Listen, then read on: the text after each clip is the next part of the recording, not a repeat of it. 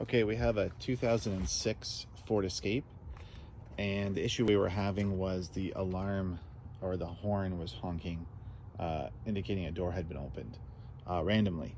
And so we were trying to figure out what it was. We had changed the driver's door lock actuator because we had found by disconnecting that and bypassing it, it was fixing it. But then it was good for about 6 months and then stopped working. So we got a new door latch under warranty and didn't fix the problem, so we had to keep investigating.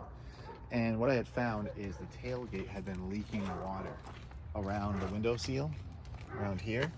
It had broke at one time, so maybe it's not completely sealed, but it had leaked water. And if you look here, it's kind of rusty and corroded. There's some grease there, but it's also got some rust, okay? So what I found was this connector here. I disconnected it.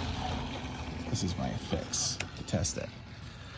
I disconnected it and put a paper clip in it.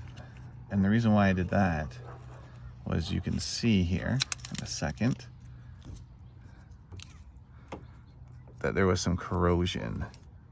I can't really see that great, but there's some corrosion in that connector, and there's some corrosion up in here in the latch. Let's get the light in there. It's hard to see. Actually, see, there's actually water in there. See, so it's still leaking. So what I believe happened was water got in that connector and shorted out maybe that latch as well. And all this does is tell you that the door is closed. So what would happen is the connection would get loose between this and the latch, trick the car to thinking the door got opened, and the horn would go off. Since I've done this, it hasn't happened. So I can confidently say that that latch is either bad or the connection is bad. What I might do, because that we don't necessarily want to purchase that latch, is I'm going to cut these wires and splice them together and make a permanent closed connection.